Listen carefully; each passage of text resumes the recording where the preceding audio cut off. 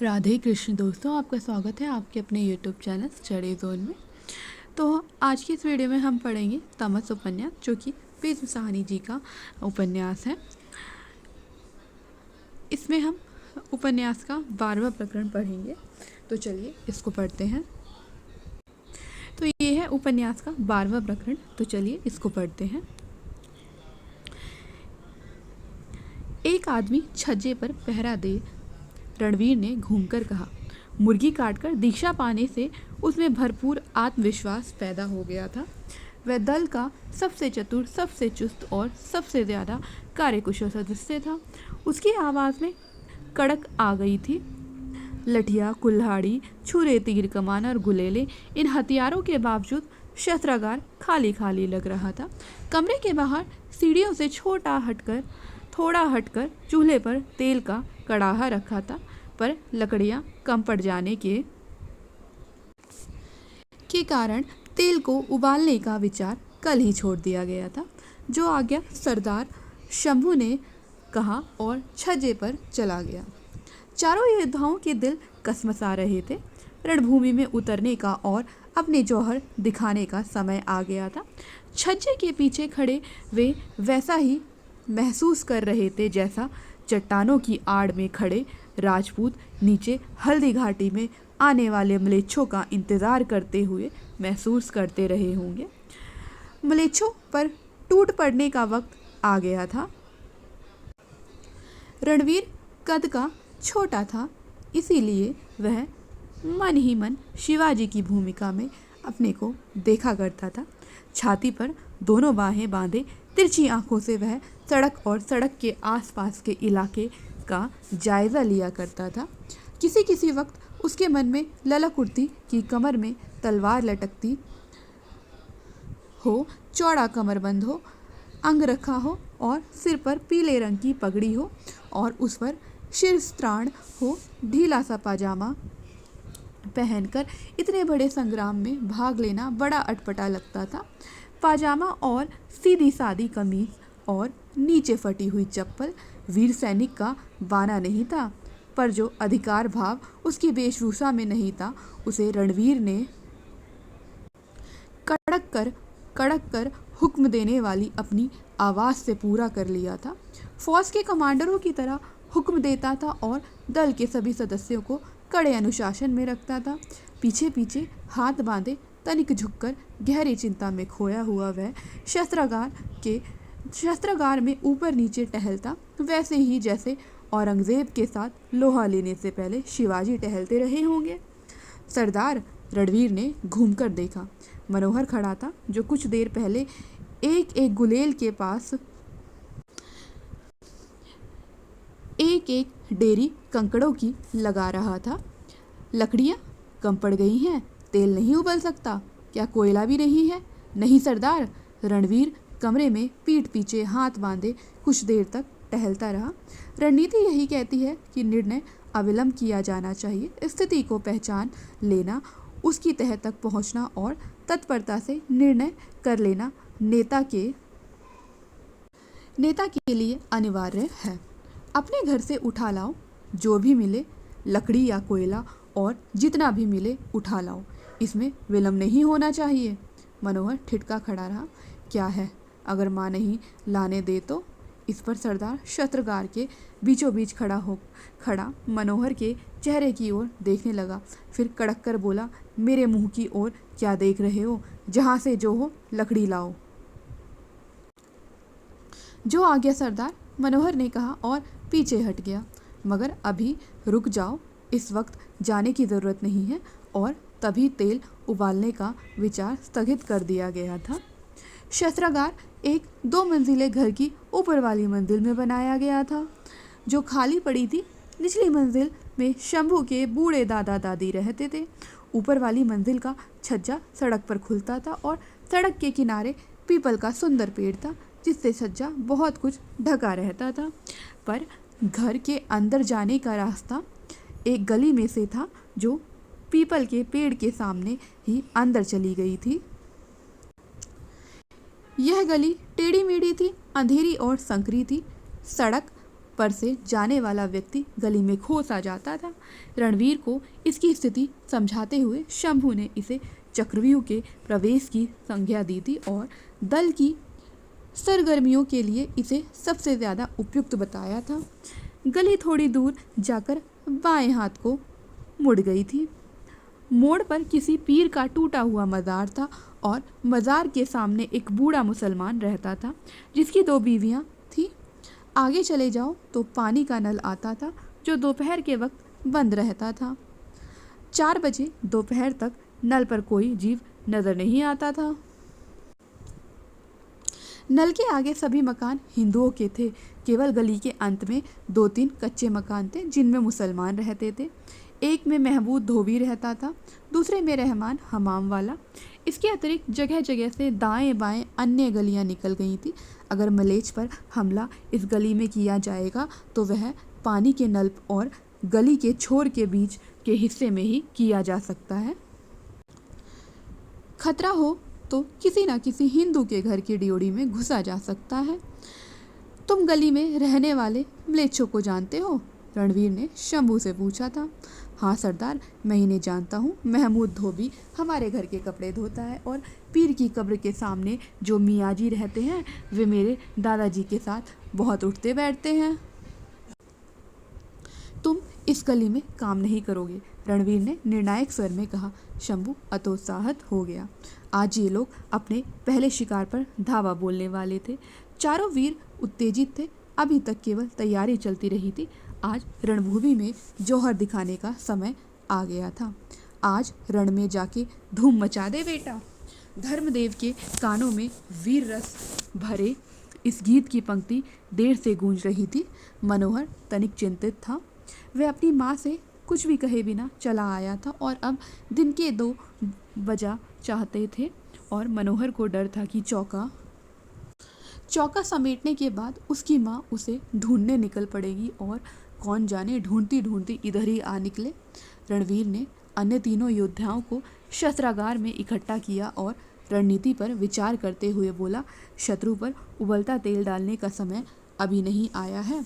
उबलता तेल उस समय डाला जाता है जब शत्रु अपने दुर्ग पर हमला कर दे और आप हथियारों से उसका मुकाबला ना कर सकते हो। फिर उसने तनिक सोचकर कहा, यहाँ केवल छुरा चलेगा, कमानीदार छुरा।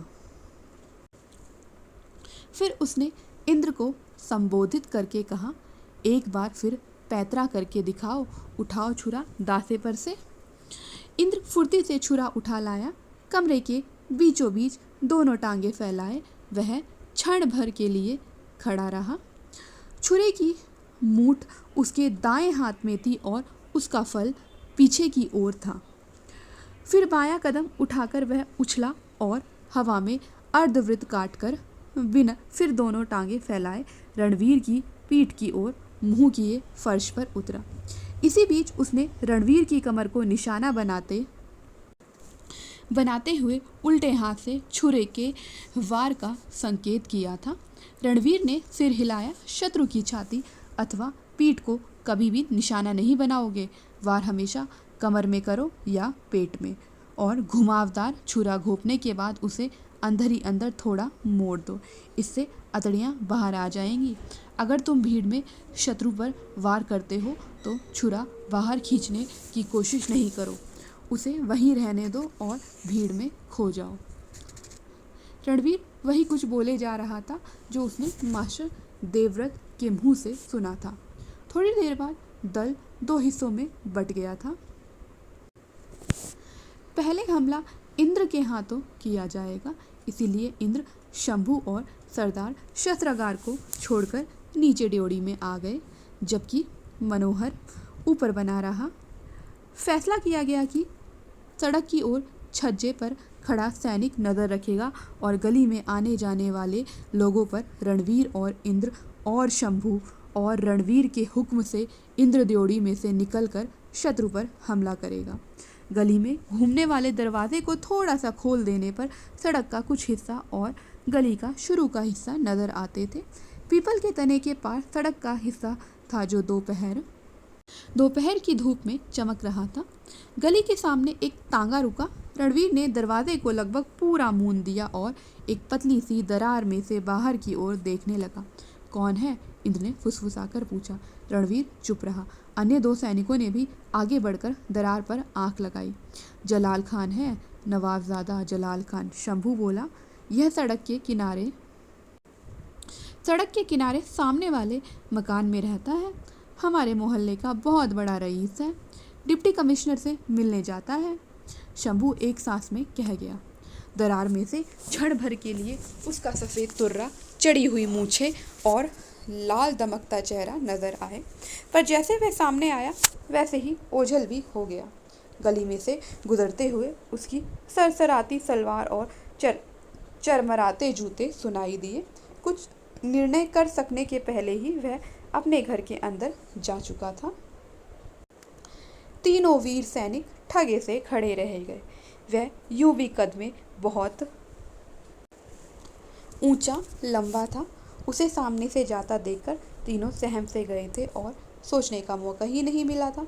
मास्टर जी ने कहा था कि अपने शत्रु की ओर ध्यान से कभी नहीं देखो, इससे निश्चय डगमगाने लगता है। किसी भी जीव की ओर ध्यान से देखो तो उसके प्रति दिल में सहानुभूति पैदा होने लगती है। ऐसा कभी नहीं होने देना चाहिए। पीछे गली में कोई दरवाज़ा खुला और फिर खड़ाक से बंद हो गया। तीनों के कान खड़े हो गए। रणवीर ने दरवाजे के पर्दे को इस तरह से खोला कि पर्दों के बीच की दरार गली की ओर खुल गई। कौन है? इंद्र ने फुसफुसाकर पूछा। मलेच्छ है, रणवीर बोला। दोनों मित्र ऊपर नीचे दरार से आंख लगाकर खड़े हो गए। एक दाढ़ी वाला बड़ी उम्र का आदमी गली में से चलता हुआ सड़क की ओर आ रहा था। मियाँ जी हैं, शंभू पहचानते हुए बोला। पीर की कब्र से सामने वाले घर में रहते हैं। इस वक्त मस्जिद में नमाज पढ़ने जा रहे हैं। रोज़ इस वक्त नमाज पढ़ने जाते हैं। चुप रहो। मियाँ गली का थोड़ा सा हिस्सा लांघकर पीपल के पेड़ के पास आया और वहाँ से बाएं हाथ घूम गया। वे काले रंग की वास्किट पहने था और नीचे सलवार और ढीली सी चप्पल। उसके दाएं हाथ में छोटी सी तस्वीर लटक रही थी। बूढ़ा होने के कारण उसकी पीठ झुकी थी और वह धीरे धीरे चलता जा रहा था। जाऊं? इंद्र ने झट से सरदार से पूछा। नहीं, अब वह सड़क पर पहुंच चुका है। तो क्या हुआ? नहीं, सड़क पर हमला करने की मनाही है। शंभू को इंद्र की आवाज़ में उतावलापन लगा, जबकि स्वयं शंभू का मन शिथिल सा पड़ रहा था। इंद्र के पूछने पर शंभू को एक अजीब धक्का सा लगा था। सरदार की मनाही पर उसे मन ही मन राहत सी मिली। कुछ देर तक वे फिर दरवाजे के पीछे खड़े रहे। वक्त बीतता जा रहा था। 4 बजे नल खुल जाएगा और गली की औरतें घड़े उठाए नल पर पहुंच जाएंगी। दोपहर बीतते ही इक्का दुक्का और लोग भी बाहर निकलने लगेंगे। इस बीच एक एक करके 2 आदमी गली में दाखिल हुए। एक के हाथ में साइकिल थी और आंखों पर चश्मा था। ये बाबू चूनी लाल है। यह एक दफ्तर में काम करता है। इसके पास कुत्ता है। और दूसरा एक सिख सरदार गली में आया जो कंधे पर गठरी उठाए हुए था। दोनों बारी बारी से आए और अपने पटपटाते जूतों के साथ गली लांघ गए। तभी उन्हें फिर किसी के कदमों की आहट मिली। इंद्र ने दरार में से झांक कर देखा और रणवीर की कोहनी को छू दिया। कौन है? इंद्र कुछ नहीं बोला और बाहर देखता रहा। पटपटाते हुए जूतों की आवाज़ आई। रणवीर झट से दरार में से झांकने लगा। शंभू भी दरार के साथ चिपक गया था। कौन है? कोई खोमचे वाला है, इंद्र ने फुसफुसाकर कहा। नहीं, इत्र फुलेल बेचता है, दूर कहीं रहता है। इस वक्त रोज़ इधर से गुजरता है। मलेच्छ है। एक भारी भरकम आदमी मेहंदी से रंगी मूँछों और कूची दाढ़ी वाला अपने अगल बगल बहुत से थैले लटकाए पीपल के पेड़ के नीचे से होकर गली के अंदर आ गया था। बोझ के कारण उसके माथे पर पसीने की बूंदें छलक आई थी। उसके दाएं कान में रुई के फाहे थे और ऊपर 2-3 सलाइयाँ पगड़ी में खोस रखी थी। रणवीर को लगा जैसे उसकी पीठ पीछे कोई हरकत हुई हो। उसने घूमकर देखा। इंद्र का हाथ अपनी जेब में रखे घुमावदार छुरे पर चला गया था। क्षण बीत रहे थे और निर्णय का वक्त आ गया था। यह आदमी मलेच्छ मलेच्छ था, अजनबी था, थैलों से लदा था, ना भाग सकता था, ना अपने को बचा सकता था और थका हुआ था। सभी गुण मौजूद थे। कुछ सवालों का जवाब मस्तिष्क नहीं देता, अंत प्रेरणा देती है। क्षण बीत रहे थे और फेरी वाला गली में आगे बढ़ता जा रहा था। रणवीर ने आँख का इशारा किया और इंद्र लपक कर बाहर हो गया। उसके बाहर निकलने पर क्षण भर के लिए बाहर की रोशनी का चुंधियाता पुंज जैसे अंदर घुस आया, पर रणवीर ने फिर से दरवाज़ा बंद कर दिया। कोई आहट या आवाज़ नहीं थी। रणवीर और शंभू दम साधे दरवाजे के पीछे खड़े थे। रणवीर अत्यधिक उत्तेजित हो उठा, उससे ना रहा गया। उसने धीरे से दरवाज़ा खोला और सिर बाहर निकाल कर देखा। गली में कुछ दूरी पर इत्रफरोश झूलता हुआ चला जा रहा था। थैलों के बोझ के कारण उसकी पीठ झुकी हुई थी और इंद्र बौना, छोटा सा इंद्र उससे कुछ दूर उसके पीछे पीछे चलता जा रहा था। इंद्र का हाथ कुर्ते के जेब में था और वह उचक उचक कर चल रहा था।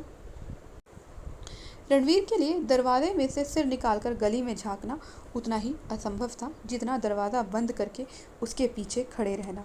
उसका सभी बातों पर नियंत्रण था, परंतु अपने बाल सुलभ कौतूहल पर कोई नियंत्रण नहीं था। तभी उसे शंभू ने पीछे खींच लिया। शंभू डरा हुआ था और उसकी टांगों में जैसे पानी भर गया था। आखिरी झलक में रणवीर केवल इतना ही देख पाया था कि इंद्र उस भारी भरकम मलेच्छ के साथ साथ जा रहा था और दोनों गली का मोड़ काट रहे हैं। शंभू ने सांकल चढ़ा दी और दोनों अंधेरे में एक दूसरे को देखते खड़े रह गए। दोनों बुरी तरह हाँफ रहे थे। शंभू के लिए खड़े हो पाना असंभव हो रहा था, जबकि रणवीर बाहर जाने के लिए अधीर था। गली का मोड़ मुड़ने पर सहसा इत्रफरोश की नज़र बालक पर पड़ गई। अपने पटपटाते जूतों के कारण शायद वह उसके पाँवों की आहट नहीं सुन पाया था। इत्रफरोश मुस्कुरा दिया। किधर जा रहे हो बेटे इस वक्त? उसने कहा और मुस्कुराते हुए अपना हाथ बढ़ाकर इंद्र के सिर पर रख दिया। इंद्र ठिठक गया और एकटक उसके चेहरे की ओर देखने लगा। उसका हाथ अपनी जेब में था। इंद्र के अवचेतन में यह बात उठी कि इस आदमी के गाल फूले हुए हैं और मास्टर जी ने एक बार कहा था कि फूले हुए गालों वाले लोग बुज़दिल होते हैं और उनका मैदा खराब होता है और वे भाग नहीं सकते, जल्दी हाँफने लगते हैं, और यह आदमी सचमुच हाँफ रहा था। इंद्र अपने शिकार पर झपटने के लिए पैर तौल रहा था। उसकी आंखें अभी भी मलेच्छ के चेहरे पर गड़ी थी। इत्रफरोश को लड़का मासूम सा लगा, छोटी उम्र का, कोमल सा, जो शायद आश्रय खोजता हुआ उसके पीछे पीछे चला आया था। शायद डरा हुआ था। शहर में आज सभी लोग डरे हुए हैं। कहाँ रहते हो? चलो मेरे साथ आते जाओ। आज के दिन बाहर अकेले नहीं घूमना चाहिए। लेकिन इंद्र टस से मस नहीं हो रहा था। अभी भी वह इत्रफरोश के चेहरे की ओर घूरे जा रहा था।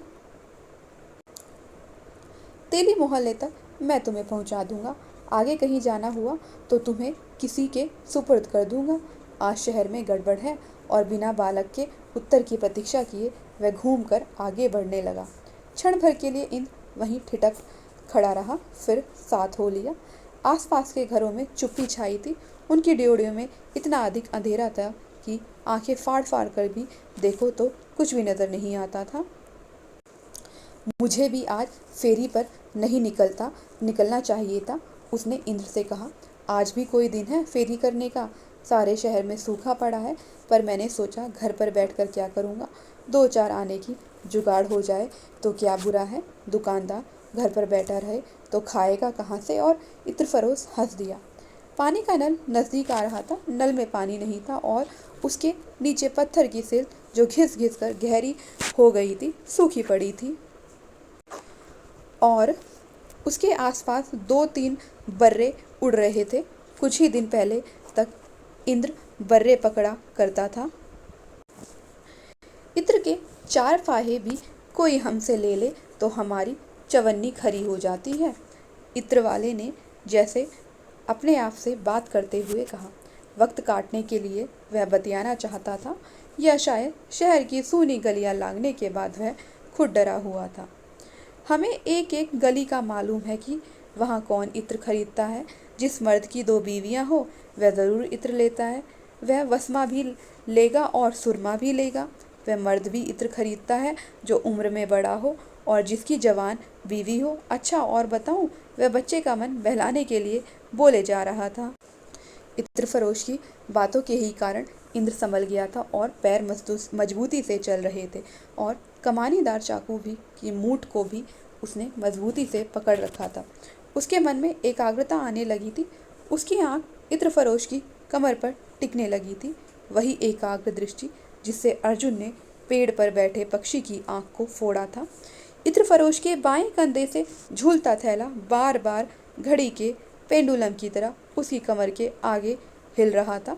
उसका गाड़े का कुर्ता बोतलों के थैले के नीचे कुछ कुछ उभरा हुआ था।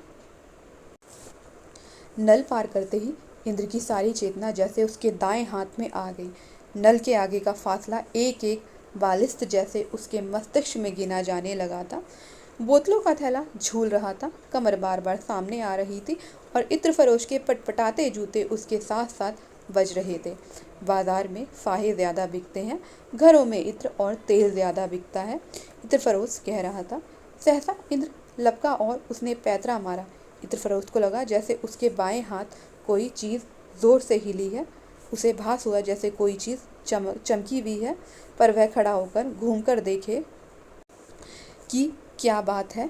तब तक उसे थैले के नीचे तीखी चुभन का सा भास हुआ। इंद्र का निशाना ठीक बैठा था। वार करने के बाद सरदार के आदेश अनुसार उसने चाकू को थोड़ा मोड़ दिया था और अंतड़ियों के जाल में फंसा दिया था।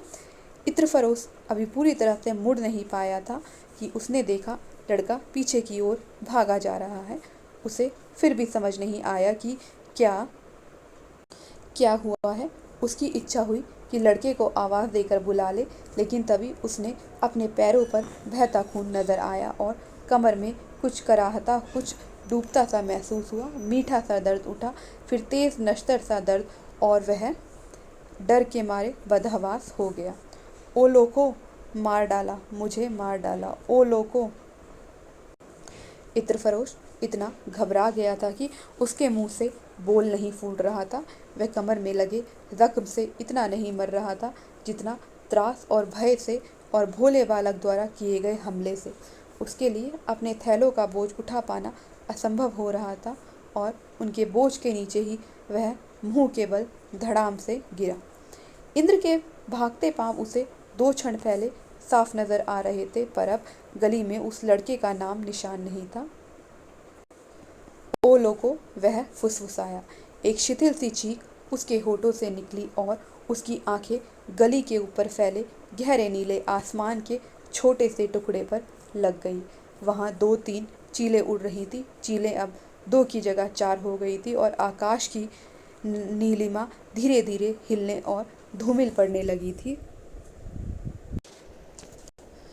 लाइक करें, शेयर करें और हमारे चैनल को सब्सक्राइब करें। Thanks for watching.